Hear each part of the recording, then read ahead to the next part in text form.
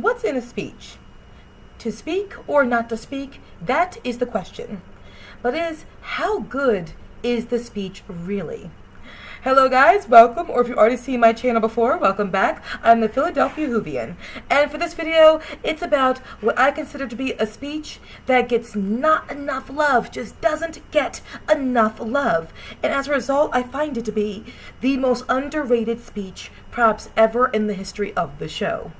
Alright, now, before I tell you and I give you the grand unveiling of what that speech really would be, I'm going to give you the explanation of what I think makes a great speech. And I know those who view this, or possibly watching this video, you're thinking, well, of course, nothing beats, Peter Capaldi or Capaldi. Sorry, I've heard his name pronounced so many different ways at this point, I don't know what's up and up anymore. But when it comes to Peter, the 12th Doctor, his speech in Series 9 with the Zygons. Now, I've heard of that speech being hailed as like the greatest speech. You're thinking, naturally, nothing could beat that. Guys, I see where you're coming from. But honestly, I think many things beat it. And here's an explanation of why I think that way. You're thinking, oh my God, how dare you? It is the greatest speech ever. Here's why it's a great speech. I admit it's a great speech, but here's why I honestly believe it's not the best speech ever, and it's not the best speech the show has ever seen.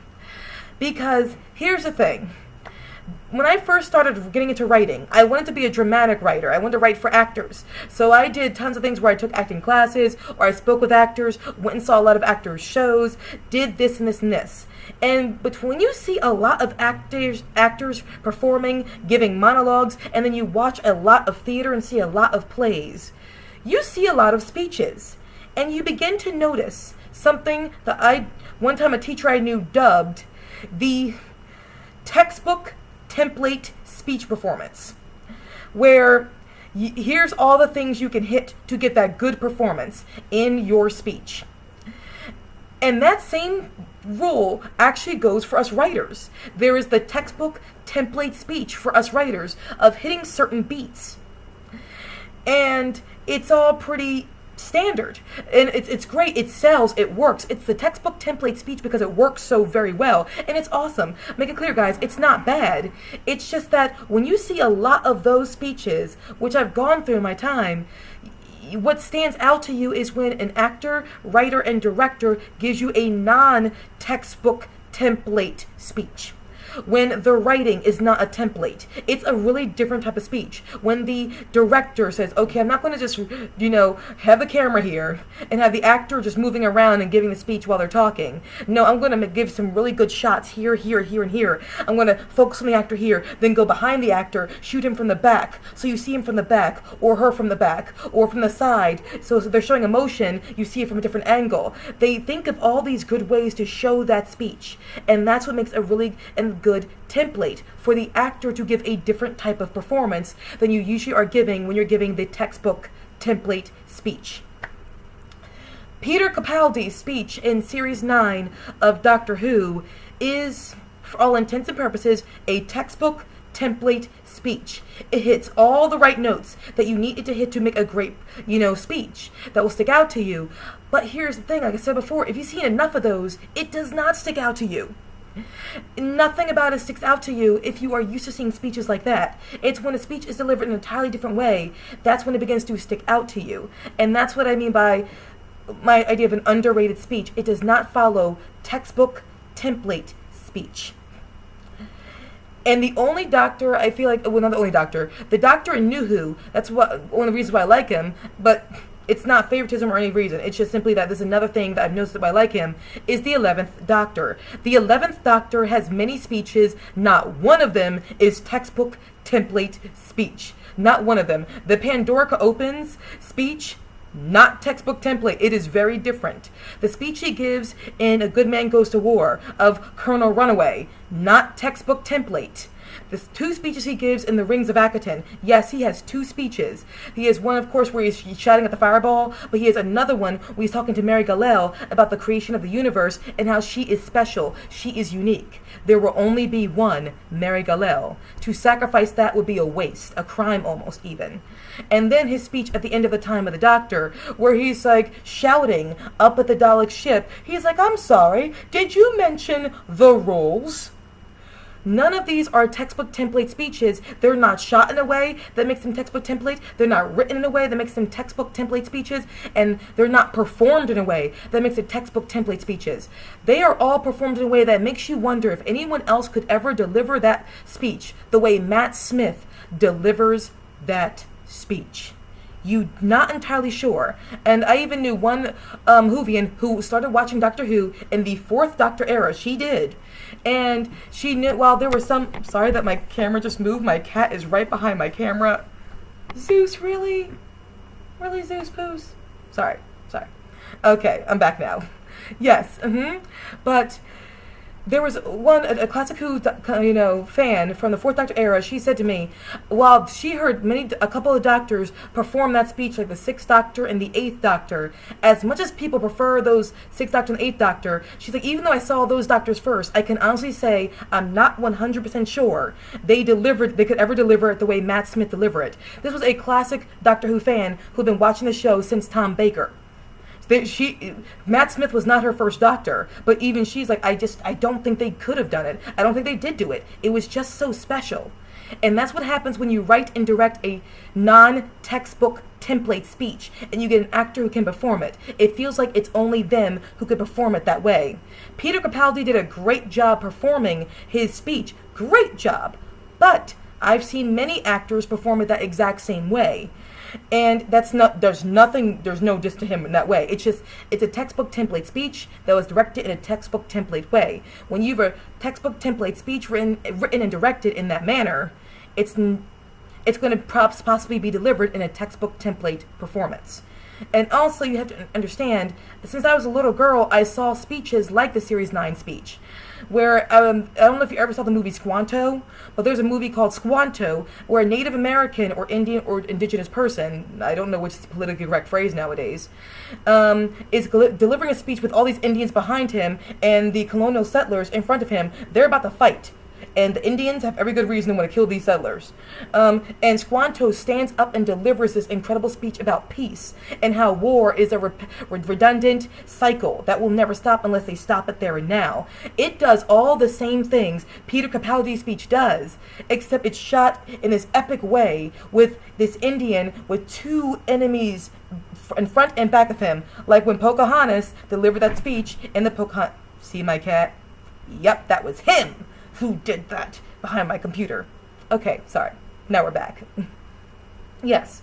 And then, so I saw that speech. I've seen it ever since I was a little girl. I saw Peter Capaldi's speech already done. And then when you have the Braveheart speech with William Wallace, I saw that epic speech. And a prime example of something defying the textbook template way of being performed, written, or directed. I'll give you 2 examples. Actually, I'll give you 3. One was in Henry V, directed by Kenneth Branagh. The opening speech in Henry V with "Oh, for a Muse of Fire." The chorus gives a speech. Sir Derek Jacobi, or Jacobi, I've heard pronounced different ways, was cast. Sir Derek Jacobi is an amazing actor. Like, literally, the guy is amazing. However, Kenneth Branagh said that's not enough. Here's what I'm going to do. I'm going to direct you in a very different way, where you have like a match. You light it, and you start speaking, and only the candlelight or the light from the fire is illuminating your face, and you're covered in shadow until you begin to turn other things on, and you present a sage. Kenneth Branagh directed Sir Derek in a way that gave him an entirely different way of performing that speech, and made it not textbook template. The speech itself is not a textbook template too, so that helps as well. And then you have the speech in The Crucible, Daniel Day-Lewis, when he gives the speech, "Because it is my name," when he's shouting about how he's like, "Please let me keep my name," when they write down his name to show that he's a witch. He takes it back and just shouts, "Because it is my name, because it is my life." That's not a textbook speech. And it gave Daniel the ability to be very unique in how he performed it. And you feel it because it's different. It's not a textbook template. I'm trying to think, what is the third one that is so iconic to me when it comes to speech performances? Besides the other one. Actually, I'll just give it to you again. Another one that is not textbook template is Lord of the Rings. Okay, in The Return of the King, remember Theoden, when Rohan appeared to help Gondor, and then Theoden, he rides along his ranks and delivers a speech. You believe every moment of that because that is not a textbook war speech. That is so different. It's not about, men, we can win this. We are going to be the best. We are going to defy all odds. What he says is, pretty much, we're possibly going to die. Death! That's all he does, and he gives it in very different ways. And that's why it will always stick out to you and be one of the best speeches ever performed. It's because it's not a textbook template. Sorry for that long speech, but I had to give you a reason why. It's like, oh, how could you possibly think something is better than Peter Capaldi's speech in Series 9? Because this is my idea of the most underrated of speeches, a speech that does not follow what I call the textbook template speech. I could not have talked about that if I did not explain it to you in that explanation. Sorry about that, but what can you do? So as a result, what is, I think, the most underrated speech probably ever of the show? It's underrated because I don't ever hear anyone talk about it. It never gets on any top 10 Doctor Who speeches. And that belongs to William Hartnell in his third story, Edge of Destruction. I want to say it was written by David Whittaker, but I could be wrong there. I wonder if David Whittaker was the same person who wrote Ambassadors of Death. Never mind, I'm probably totally wrong there. Either way, this one's probably David Whittaker. David Whittaker wrote The Edge of Destruction. It's a two-parter that often people don't, is not in anyone's top 10 first Doctor story list very much often. I like it, but it never hits, I see why it does not hit the top 10. I think it's a very creative story, and I like that it's only two parters because that's all it needed. It was not drawn out to 3 or 4 parts. It was the right length it needed to be. But at the end of it, the Doctor finds out the reason why they're all going haywire and mad, and he's the main one who's going mad, and he's mental, and he's not in a good place, is because he pushed the rewind on the TARDIS, or not the rewind, the return, for the TARDIS to go back in time, hoping he could take Ian and Barbara back to their time period. Unfortunately, there was a spring that didn't work or was faulty when he did that, so the TARDIS kept going backwards and backwards in time, and I think it was they got to the creation of the universe. Where the universe was created, and it's like, when everything was coming together and dust was going everywhere, etc. and so forth. And the Doctor realizes this. When they have very few moments to live, the Doctor, he realizes this, and he turns around, and with his console unit behind him, he delivers a speech about, oh my gosh, we're heading towards this mass possible explosion, or this mass, creation where dust is going in everywhere, and the creation of this, and this. And then he shouts, ha! And this is a great speech because it is written in an unorthodox, non-textbook template way. It is directed in a non-textbook, non-template way. It's not where, and again, whoever directed it, good job you.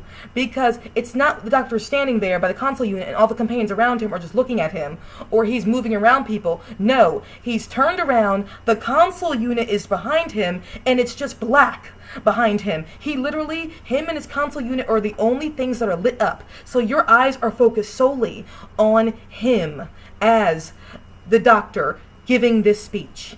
Like it was with the Rings of Akaton, with the director in the Rings of Akaton Matt Smith speech, where the director was focusing mostly on Matt, and then every now and again he would show you a different angle, just to show you the true emotion that Matt was feeling. Like there was one shot where you saw Matt was crying during that speech. Yes, go back again. Matt Smith was crying during the Rings of Akaton speech, because the director knew, focus on Matt, but every now only when only change angles when the opportunity needs to be there. But this was not one of those moments. The director in this Edge of Destruction knew all I need to do is focus on William Hartnell and nothing else. And this is where black and white really, really helped, because the black and white really augmented William Hartnell. And William Hartnell, when he's giving this speech about, oh my God, all these things are coming together, this possible, this natural thing is happening, the universe is just literally coming. I can't remember the exact wording, but it's non-textbook. It's a very different type of speech. It's perfect. And William, because it is a very unique speech, William was able to make that speech his own. It makes you realize why you possibly could like this doctor, even though you did not like him earlier in the episode. That's just how amazing this speech really was. It turned your perspective around for him. I mean, yes, he had his good moments in this. He really did have his good moments in this story, but he had his moments where you're like, whoa, doctor, what are you doing? And this speech just made you say, oh, that's right, this is the doctor. And it gave William Hartnell the ability to make it his own, because the writer made it his own and the director made it his own.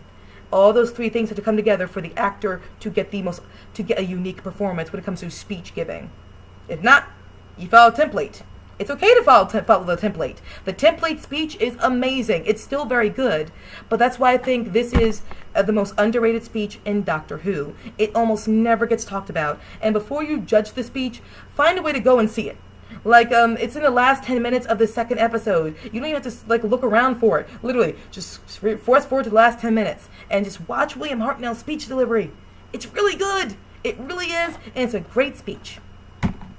So guys, what is your favorite speech when it comes to Doctor Who? Do you have a speech that no one often knows about that you like too? And again, for clarification, Peter Capaldi's speech is awesome.